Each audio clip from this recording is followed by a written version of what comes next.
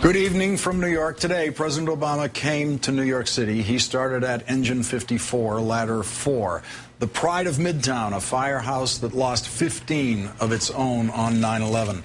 The president was welcomed to New York by former New York City Mayor Rudy Giuliani, who the president had invited to join him on his visit today. President Obama met with firefighters, offered his thanks and condolences, as well as this thought about the killing of Osama bin Laden. What happened on Sunday, because of the courage of our military and the outstanding work of our intelligence, sent a message around the world, but also sent a message here back home that when we say we will never forget, we mean what we say. Our commitment to making sure that justice was done is something that transcended politics, transcended party. It didn't matter which administration was in. It didn't matter who was in charge. We were going to make sure that the perpetrators of that horrible act, that they receive justice. So, it's some comfort, I hope, to all of you to know that when those guys took those extraordinary risks going into Pakistan, that they were doing it in part because of the sacrifices that were made in this state. They were doing it in the name of your brothers that were lost. The president then headed downtown to the NYPD's first precinct in Lower Manhattan, where he spoke to police officers, all of whom had responded to Ground Zero on September 11th. What we did on Sunday is directly connected to what you do every single day. And I know I speak for the military teams and the intelligence teams that helped us get bin Laden in saying that we know the sacrifices and the courage that you show as well, and that you are part of the team that helped us achieve our goal. Finally, the president visited Ground Zero, his first visit since taking office. He met privately with some family members of 9/11 victims after laying a wreath in silence.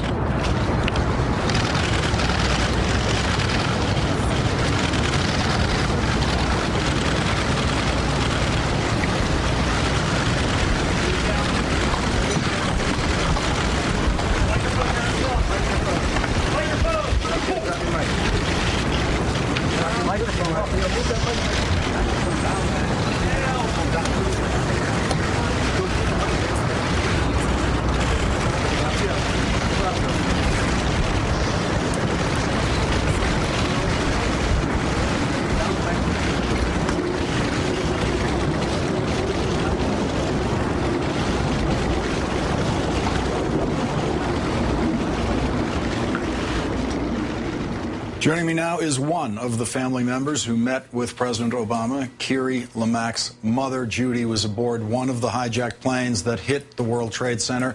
She is a co-founder of the Families of September 11th organization and the Global Survivors Network. She is also the executive producer of the Oscar-nominated short film Killing in the Name. Thank you very much for joining me tonight, Kiri. And I know it's never too late to say I'm sorry for your loss on September 11th, an unimaginable loss. And it is remarkable to me, and I'm sure others, that you've been able to find a way to try to go forward doing something positive with it. Tell us about your organization. So Global Survivors Network is a group of terrorism victims from all over the globe. Because I know we've been so focused on 9/11, but we have to remember bin Laden also attacked Jordan, Indonesia, Pakistan, thousands of others.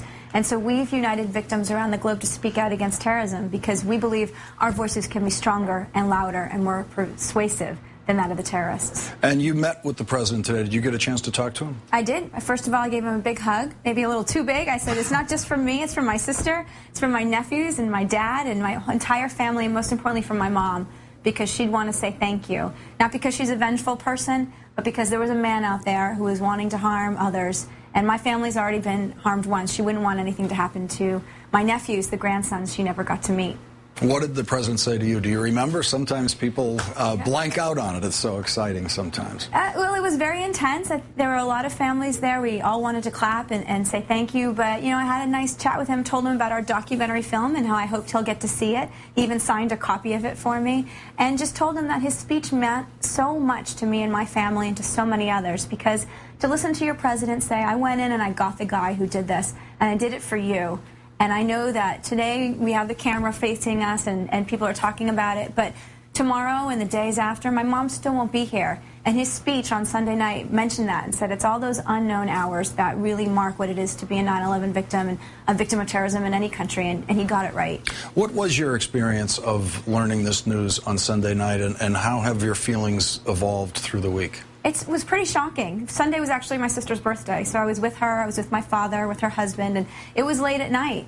And when we found out, we were obviously shocked, didn't expect it, but then relieved, because finally the man who killed Mom, the man who killed so many people, he can't kill again. And that brings, I don't know if the word is comfort, but probably just relief, because I don't want any other family to suffer the way that we have. What do you make of the discussion of whether it was appropriate for the president to come to New York today and meet with you and others? Absolutely, it was appropriate. And I hope anyone who was president would do that. I don't think it's a political thing. He's the commander-in-chief, and he just made the military go and get the guy who killed my mom and killed so many others.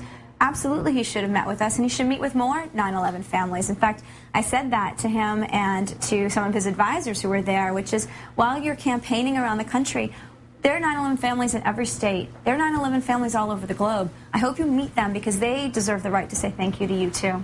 The fact that this president made this a #1 priority, that he did this specific memo to the director of the CIA saying, this is your #1 job. Was that something you were aware of, that the president, he had made a public emphasis of it, but was it your sense as you watched this presidency that they really were getting bin Laden CIA's #1 job? Well, I hope so. It's one of those things. I hope the last administration did the same thing. But at the end of the day, results matter. And I remember on Sunday night, someone said to me, how do you feel? And I said, you know, for 9.5 years, people have offered us condolences. This time, they did something that made a difference in our life. And it felt really, really a lot of relief for my family. What would you say, do you think the country's reaction, not that you need to instruct the country, but some people are gleeful about this. Some people are saying, no, this is a moment for pause. This is a moment for reflection. Some people think about vengeance, others not. Where do you come down in all of that? I think it's a day to honor those who were lost, and we need to focus on them and their legacy. It's not a day to focus on a madman who killed thousands of people. He doesn't deserve the attention. For me, it's a day to honor my mom. I think about all the victims around the globe who've lost loved ones to terrorism, and I want them to be able to have an opportunity to honor those that were lost, because they deserve it.